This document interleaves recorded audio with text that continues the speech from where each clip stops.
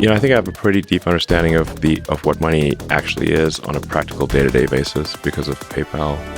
Right now, the money system actually is really a bunch of heterogeneous mainframes running old COBOL. Okay, you mean literally? That's literally. Pity the poor bastards who have to maintain that code. The Federal Reserve is like probably even older than what the banks have, and they have an old COBOL mainframe. 여러분, 당장 스마트폰을 켜서 토스던 카카오페이던 친구에게 10만 원을 보냈다고 칩시다. 한국은 금융 전송망이 워낙 잘 되어 있어서 화면에 송금 완료가 거의 1초 만에 뜨죠. 그럼 정말로 내 통장에 있던 10만 원이라는 가치가 친구에게 이동했을까요?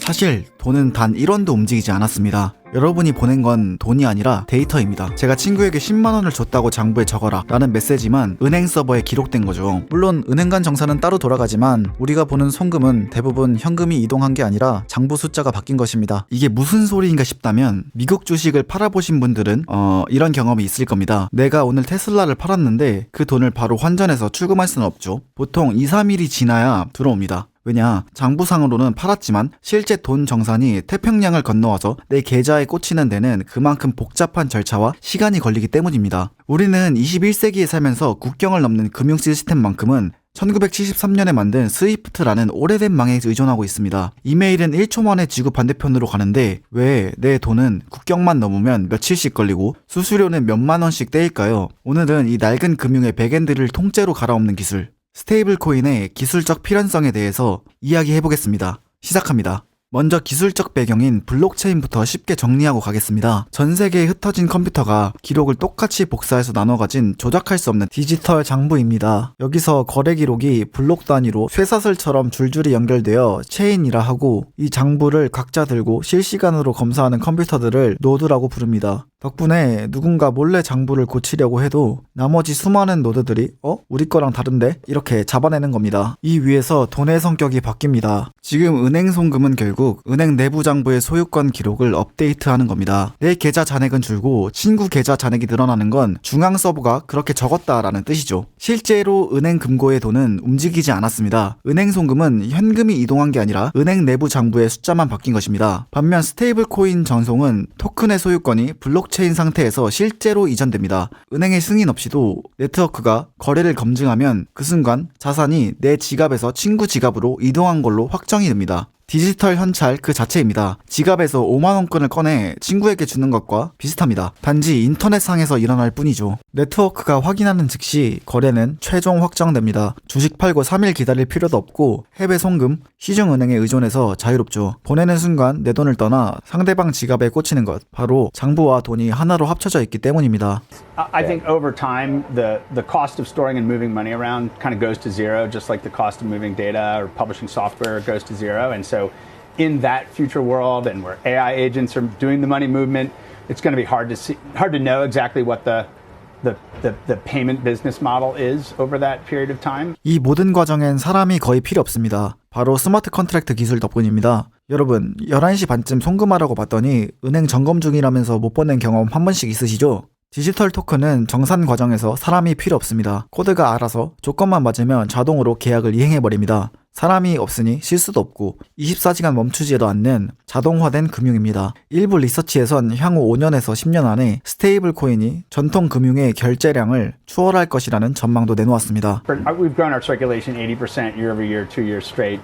But we generally say, hey, look, a CAGR of like 40% in this is a pretty reasonable baseline. 기술만 좋다고 우리가 쓸까요? 우리가 스테이블 코인을 주목해야 하는 가장 현실적인 이유는 이것이 개인이 달러를 쉽게 소유하는 확실한 방법이기 때문입니다. 물론 한국에선 이렇게 반문하실 겁니다. 아니, 토스나 키움증권 들어가면 환전하는 거 1초면 되는데 굳이 코인 거래소를 써야 돼? 맞습니다. 한국처럼 금융 선진국에서는 달러를 사는 것 자체는 은행이 더 편할 수도 있습니다. 하지만 핵심은 그 달러로 무엇을 할 수 있는가입니다. 여러분이 증권사 계좌에 모아둔 달러, 지금 당장 미국에 사는 친구에게 보낼 수 있을까요? 아니면 아마존에서 바로 결제할 수 있나요? 그 달러를 인터넷에서 바로 결제망에 붙여 쓰긴 어렵습니다. 그건 은행 장부 속에 갇혀진 숫자일 뿐 밖으로 꺼내기 힘든 돈입니다. 하지만 스테이블 코인은 24시간 언제든지 은행을 거치지 않고 이메일 보내듯 전송할 수 있고 내 개인 지갑에 온전하게 보관할 수 있습니다. 이미 아르헨티나나 튀르키예를 비롯해 자국 화폐가 불안정한 수많은 개발도상국에서는 자국 통화를 대안으로 스테이블 코인 정산을 요구하는 사례가 급증하고 있습니다. 그렇다면 왜 굳이 달러를 기반으로 한 스테이블 코인이어야 할까요? 비트코인이나 이더리움으로 보내면 안 될까요? There is a fundamental issue with,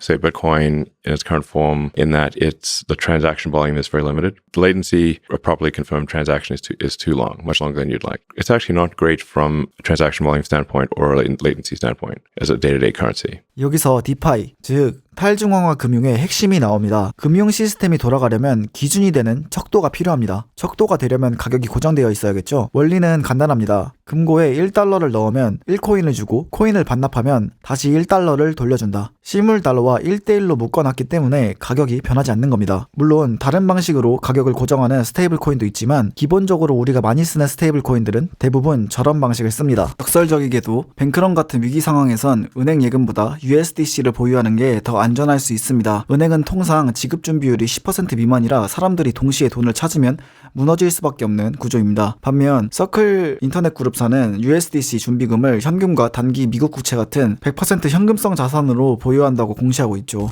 가치의 척도, 담보의 안정성, 유동성의 중력, 스테이블 코인은 변동성이 심한 코인 시장에서 거의 유일하게 현금 레이어 역할을 하며 이 생태계가 붕괴하지 않게 지탱하는 기축통화 역할을 합니다. 이게 없으면 웹3 금융은 성립 자체가 불가능하죠. 자, 이제 시장의 플레이어를 봅시다. 현재 이 시장의 압도적인 1위는 테더입니다. 점유율이 60%가 넘죠. 하지만 테더는 미국 기업이 아닙니다. 그래서 등장한 대항마, 바로 서클입니다. USDC, 서클 인터넷 그룹의 USDC는 준비 자산을 대부분 현금과 초단기 미국채 같은 현금성 자산으로 두고 철저히 미국 규제권 안에서 블랙록과 뉴욕 멜론 은행이 자산을 관리합니다. 리저브 펀드 내역이 주간 단위로 공개하죠. 반면 USDT, 테더는 미국채 비중이 크지만 준비 자산에 금, 비트코인, 담보대출 같은 항목도 포함됩니다. 그래서 테더는 준비금을 더 공격적으로 굴리면서 수익성이 훨씬 강하게 나오는 구조가 됩니다. 하지만 장부가 조금 불투명한 기업이죠. 미국 정책의 방향은 정해졌습니다. 불확실한 건 퇴출시키겠다. 지니어스 액트. 이건 사실상 USDC, 서클을 위한 법입니다. 처음부터 투명하게 갔으니까요. 반면 그동안 자산 내역을 시원하게 까지 못했던 USDT, 테더에게는 이 법이 엄청난 악재이자 구조적인 압박이 될 수 있습니다. 자, 이제 USDC라는 디지털 달러는 준비됐습니다. 그럼 스테이블 코인은 어떤 체인 위에 올라타서 움직일까요? 스테이블 코인은 혼자 떠다니는 돈이 아닙니다. 어느 지갑에서 어느 지갑으로 넘어가는지 누가 장부를 확정해줄 레일이 필요합니다. 그 레일이 바로 이더리움, 솔라나 같은 블록체인입니다.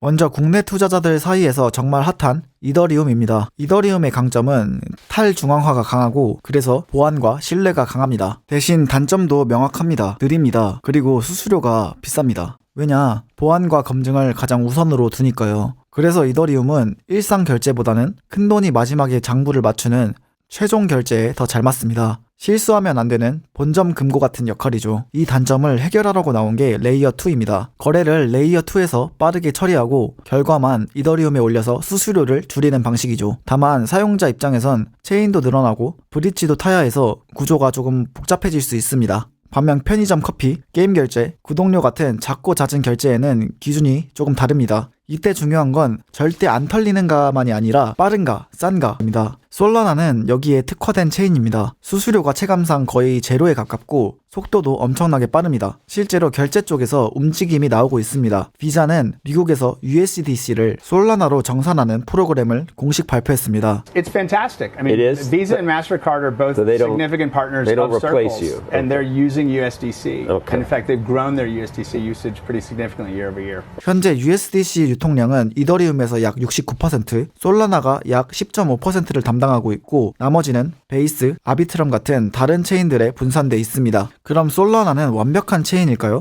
솔라나에는 중앙화 이슈, 안정성 이슈들이 있습니다. 네트워크가 무려 17시간 동안 마비된 적도 있었죠. 그래서 솔라나는 네트워크를 더 빠르고 안정적으로 만들기 위해 최근에 파이어댄서라는 새 밸리데이터 엔진 업데이트를 메인넷에 투입하기 시작했습니다. 파이어댄서 업데이트는 데모에서 초당 100만 건 이상의 처리를 보여줬습니다. 방향은 이겁니다. 결제 트래픽을 더 많이, 더 끊김없이 바치겠다는 겁니다. 지금 솔라나 메인넷은 실사용 기준으로 보통 초당 1500에서 4000건 정도를 꾸준히 처리하는데 이더리움 메인넷이 하루 191만 건 처리 기록을 기준으로 잡아도 초당 약 22건 수준이니까 체감으로는 대략 70에서 180배 차이가 납니다. 참고로 최대치는 스트레스 테스트에서 초당 10만 7,540건 피크가 찍힌 적도 있습니다. 그래서 저는 USDC 점유율은 결국 솔라나 쪽이 더 커질 가능성이 높다고 봅니다. 사람들은 투자보다 결제에서 더 자주, 더 많이 움직이는데 그 영역에서 솔라나는 속도와 비용이 압도적으로 유리합니다. 실제로 USDC 서클 공급 분포만 봐도 이더리움 비중은 80%대에서 60%대로 내려왔고 솔라나는 3% 미만에서 11% 정도까지 올라왔습니다. 물론 이더리움은 최종 장부로 계속 중요한 자리를 지킬 거라고 생각합니다. 매일 쓰는 돈의 길은 결국 더 싸고 더 빠른 쪽으로 흐르기 마련입니다. Like I said, just think of money as information. People often will think of money as having power in and of itself. It does not. Money is information, and it does not have power in and of itself. So, like I said, just think of money as a database for resource allocation. And then what system, database or data system, what would be most effective? 여기까지가 점점 스테이블 코인을 쓸 수밖에 없는 기술적 이유였습니다. 기술은 언제나 효율적인 쪽으로 흐릅니다. 압도적인 기술력과 효율은 때론 도덕과 사상을 이깁니다. 그리고 이제부터는 기술을 넘어 권력의 이야기로 넘어갑니다. 36조 달러가 넘는 미국의 국가부채, 도널드 트럼프의 자국 우선주의의 행보, 그리고 달러 패권을 위협하는 브릭스의 도전까지 미국이 이 기술을 단순히 혁신이라서 받아들이는 게 아닙니다. 달러를 살리기 위해 이 기술이 미친 듯이 필요해졌기 때문입니다. 다음 영상에서는 스테이블 코인 뒤에 숨겨진 진짜 무서운 이야기, 지정학적 패권 전쟁과 다가오는 화폐 개혁의 시나리오를 파헤쳐 보겠습니다. 감사합니다. 양앤프리였습니다.